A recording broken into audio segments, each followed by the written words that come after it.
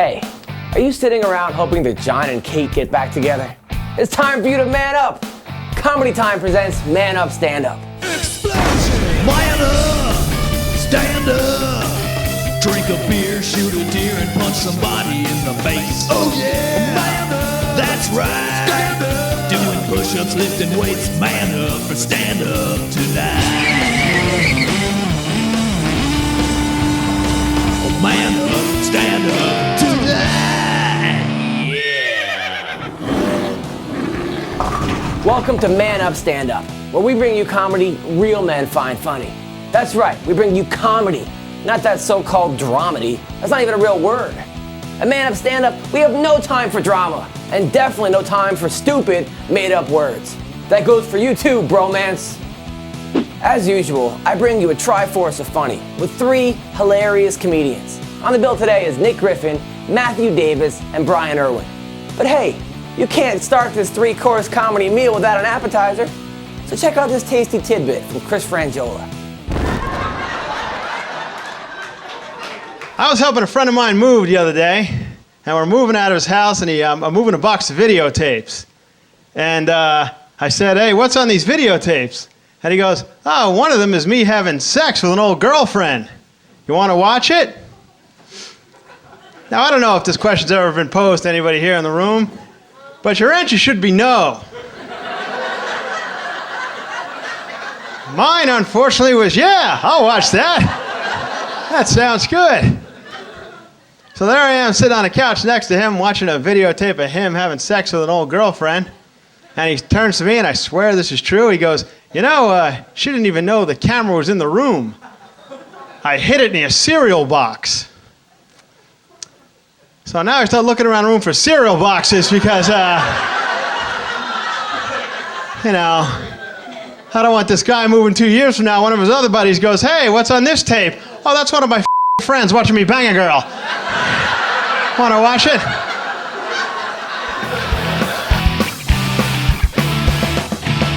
Whoa, that's some prize at the bottom of a cereal box. I guess tricks aren't for kids at that guy's home. And checking out that sex tape, I think Chris's friend got all that girl's lucky charms. Talk about magically delicious. When we come back, Nick Griffin gets real about love. This could get ugly. More Man Up, Stand Up coming up. Welcome back to Man Up, Stand Up. Next up is comedian Nick Griffin. And I've just been told he is not related to Peter Griffin from Family Guy. And that Peter Griffin's not real, which is too bad because that guy would be fun to hang out with. You could drink beer, fight chickens. Okay, anyway, back on task. Here is Nick Griffin. It's good to be here. I'm divorced. Yeah. Nothing to be ashamed of, right? Lots of people get divorced, huh? Sure. Tons of people. So many people get divorced these days that now it's the people that stay married that really seem strange. 25 years, oh my God, what happened? Don't you know you can get out of it?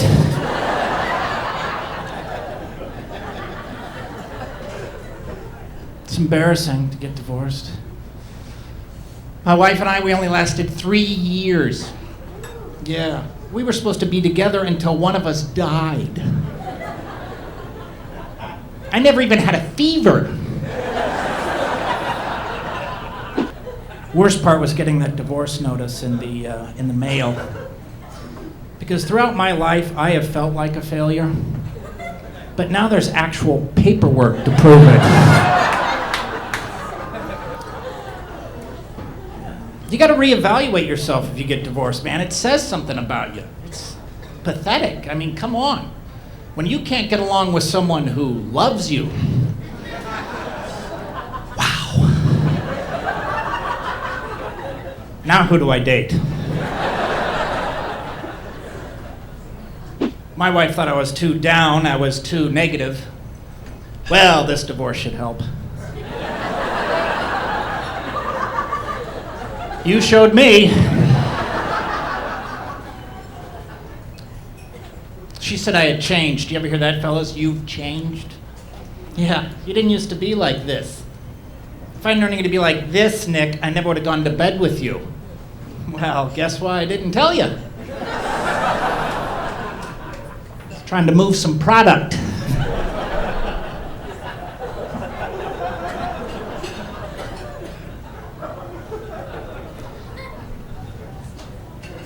My friends were shocked. You got divorced? Wow. You seem so happy at the wedding. That's stupid. The wedding, that's not part of the marriage. You're not into it at that point. Wedding.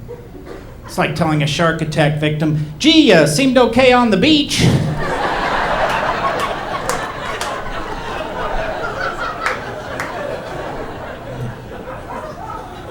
I wasn't in the water yet, jackass.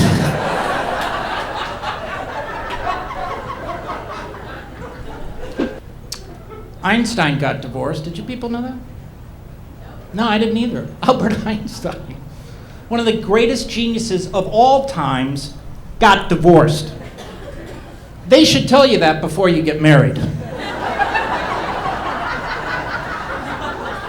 It shouldn't be, do you love her?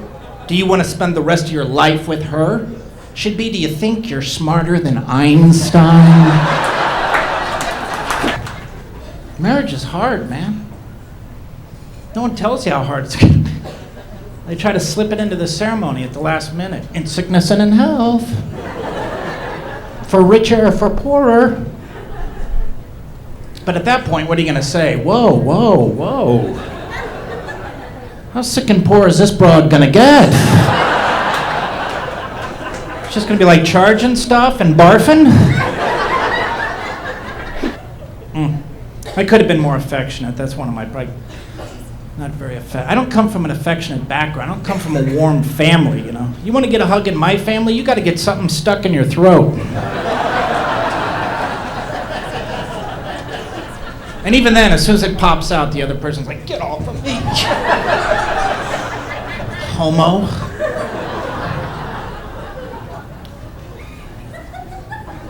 Thank you, lady. I don't even want to say I love you anymore. I'm done saying I love you, man. Seriously. It's the worst. That first I love you is the worst. The first time you ever tell a woman you love her. Because we know you ladies are waiting for it. And when you hear it that first time, something comes over you women. Your eyes get all wide. Get that diabolical grin on your face. You can almost feel the women saying, excellent. It's all falling into place.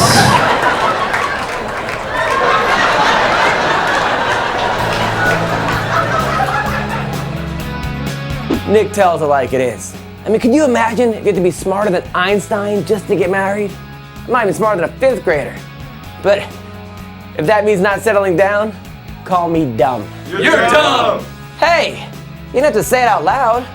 Coming up, Matthew Davis proves the South shall rise again. And if it doesn't, give it some Viagra. Man Up, Stand Up. We'll be right back. Time for more Man Up, Stand Up.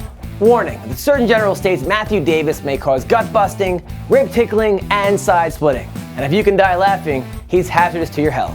Take precaution. It's Matthew Davis.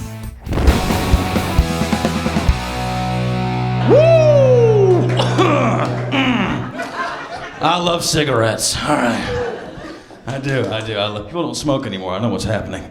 You can't smoke anywhere. Anyway, it's getting ridiculous too. I understand why other people don't smoke. I fully understand that. But the people who yell at me for smoking, it's getting a little bit out of control. A little ridiculous. I was outside smoking, had a lady get mad at me. Just come out of nowhere, just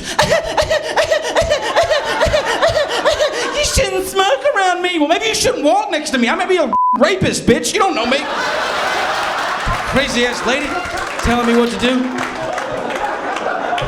Coincidentally, I can't hang out outside of curves anymore. I'm going pro smoking too.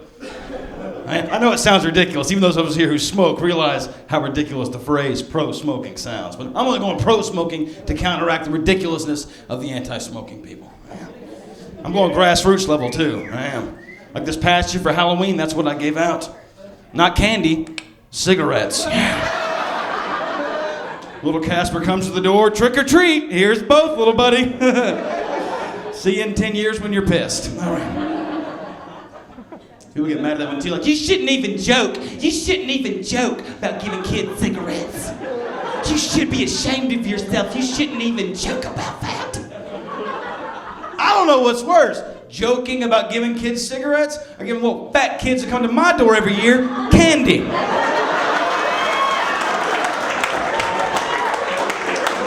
I am from the South too, and I have a little bit of the accent in there, I know. I used to tell people that I'm from Birmingham, Alabama, because it's easy to explain to people, but actually, I grew up more like 30, 40 miles south of Birmingham, Alabama. Well, yeah, if you don't giggle at that when you get home, look on a map, seriously. There was nothing there, is what I'm saying. Dude, where I grew up, if someone said they're going to their cousin's wedding, the apostrophe comes after the S, do you get me? It's a grammar joke, focus, stay with me, all right. Girl with hardcore country dudes, man. Not that stuff you see in movies like Uber. Like guys that grew up with belt buckle, right? Yeah, of course, but no belt. Clip it to sweatpants in the morning. They didn't care. Just, we gonna go into town. You wanna go? No.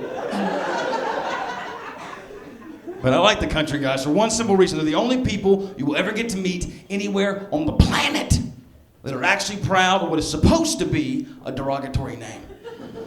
They love the name redneck. That is amazing to me. That was supposed to be an insult. Some guy walked up to some dude in his yard many years ago and was like, you're a redneck. And he went, I kind of like it. I'm going to keep it. Like, what? No. You're supposed to get pissed. Pissed? I'm going to tattoo. Put it on my truck. Get your ass out of my yard, man. Like, oh. You don't walk on their property if you don't know. If you're in the, oh yeah, they fence in the front yard. Ever seen that move? Single wide trailer, middle of the woods. Just fence that puppy in. And what's in the front yard this fence is always protecting, right? It's always like knee-high grass and 20 years worth of sun-bleached child toys strewn about. And over in the corner, an 82 Corsica. I'm not even sure they made a Corsica in 82. What I'm saying is this redneck has managed to build himself one. According to all the country stuff, too. All the stuff, hunting and the fishing. I don't go anymore, I don't. I had a bad experience hunting a few years ago, though. My father's place, middle of nowhere, right? 20 yards off the house with a tree line. I'm cutting through out of nowhere. I am face to face with a cobra. Yeah, Alabama cobra what? That's why I'm freaked out. It shouldn't be there. You're face to face with a cobra, you have to kill it. You do not want to be a cobra's bitch. No. G.I. Joe half the battle, I remember, right? So. He was the bad guy, yeah. Luckily, I have a shovel near me. I drag the shovel over. I'm right there. I'm going to kill the cobra. I'm going to kill him. I'm going to do it. I'm going to do it. I stop. I start thinking. I just seen all three that were out at the time Harry Potter movies back to back. I'm no longer sure this is actually a cobra or a very powerful wizard. And I'm freaking out because you can't kill a powerful wizard with just a shovel. Not unless you're Mississippi and you're black. That's a different kind of wizard there. I realize the bald head, white skin, not helping anything. I realize. My favorite, you get the eye twitch, so that's my favorite. But the eyes will go back as they rattle backwards through the joke to come back forwards with the joke. It's like, you see, just. You're saying that Harry Potter.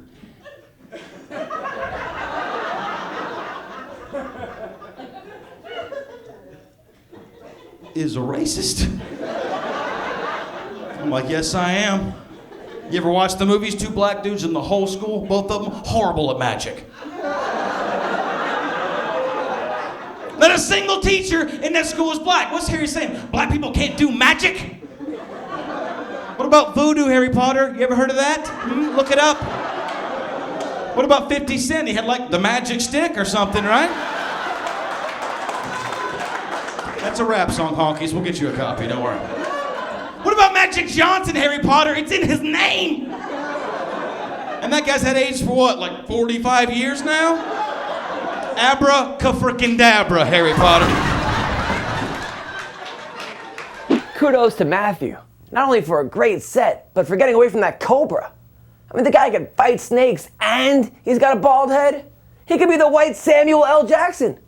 That's it! I'm tired of this motherfucking snakes on this motherfucking show! Next up, Brian Irwin gives us health tips. And you'll stay healthy by not following them. More Man Up Stand Up when we come back. We are back for more Man Up Stand Up. The good news is Brian Irwin has great ideas when it comes to dealing with marriage. The bad news is the chance of chicks actually accepting these ideas are worse than the chance of the Clippers winning the NBA Finals, or even making the finals, or just winning a game. Until then, check out Brian Irwin. And by not any stretch of the imagination am I genetically awesome. I am Scottish, Irish, and Italian. That is the blood that flows through me. You know those people? They're all hairy. Okay, so put all three together, what do you get? Tell a little story about my dad. My dad shaves the top of his nose, and he uses his eyebrows as part of his comb over. So the trouble train is coming. I know what's going to happen to me, and I'm not happy about it. I know genetically awesome people, though. You know them, too. They're the ones that are like, dude, check it out. This is what I do. I eat pancakes at midnight. Next morning, I'm ripped right here. I can't explain it, dude. I'm ripped. It's awesome. I know. Dude, I eat cheeseburgers. It whitens my teeth. I know, dude. I can't explain it. I know. I eat cheeseburgers too, but it doesn't whiten my teeth. It whitens my whole body. And you have to ask yourself, how does that happen? Well, when you eat a lot of cheeseburgers, you get really fat and you stop taking your clothes off in the sun. And you get really pasty and sick and white. In the game of life, there are shirts and there are skins. I'm always on shirts. Shirts on in the hot tub, shirts on in the shower, shirts on during sex. I know my limitations. There is nothing useful from here to here. Just cover it up. Just keep it covered at all times and everything's going to be okay.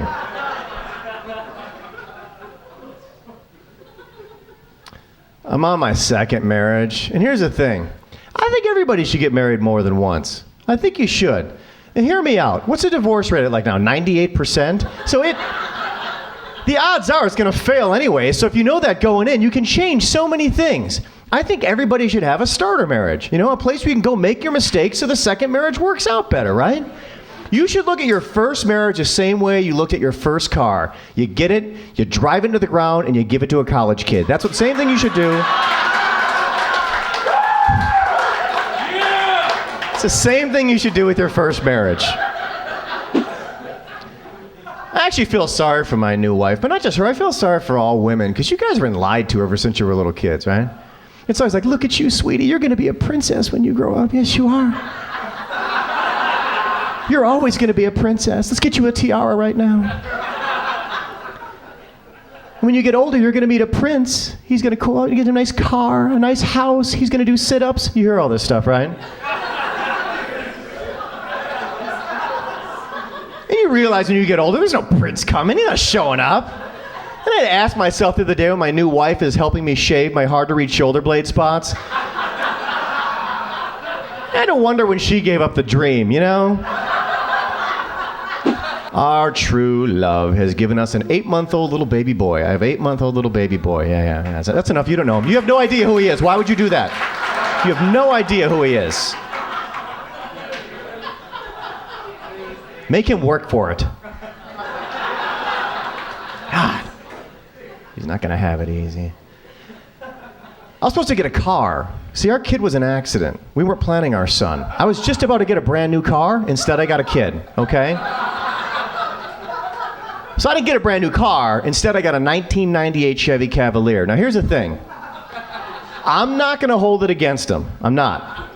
I'm going to bring it up a lot, but I'm never going to hold it against him. Because that would be mean. My wife had our son in 4.5 minutes. It is very fast to have a kid, just in case you didn't know. This is what one woman says to me when she finds this out. Really? Has your wife had a lot of kids? That's the nicest way of asking me if my wife has an extremely huge and stretched out vagina.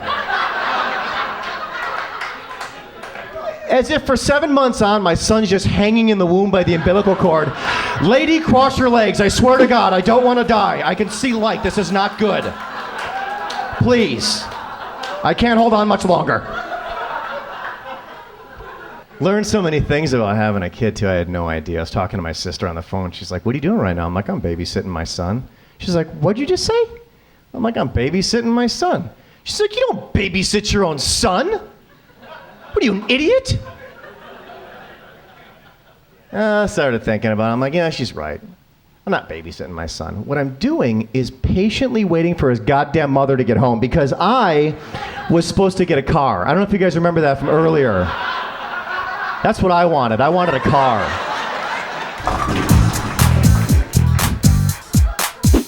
It must be rough for Brian dealing with an unplanned child.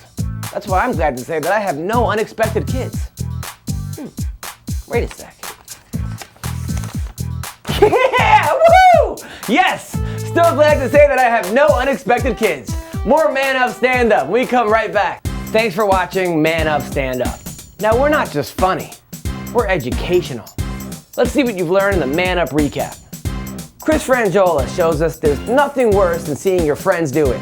Actually, there is, Chris. Seeing your parents do it. I was 9. I wanted a glass of milk one night, and Mom and Dad forgot to lock the door. And how about you guys just trust me on this one? Nick Griffin shows us there's nothing wrong with being divorced. Unless, of course, you live in California, you didn't sign a prenup, and your name is Mel Gibson. Sorry, Braveheart. She can't take your freedom, but she can take your house. Matthew Davis shows us some folks are proud to be rednecks. If they weren't, Jeff Foxworthy wouldn't have a career. But if your neck is the actual color red, that's not a lifestyle, that's a rash. Get that checked out before you touch other people. Now, like go, now. And as Brian Irwin says, in the game of life, there's shirts and skins. And he's always shirts. Which means I know who's always skins. Matthew McConaughey. Who needs shirts when I got my bongos? Yeah. That's all the manning up you need from me today. This has been Comedy Time Presents Man Up Stand Up. I'm Adam Hunter, and I'm out. Peace.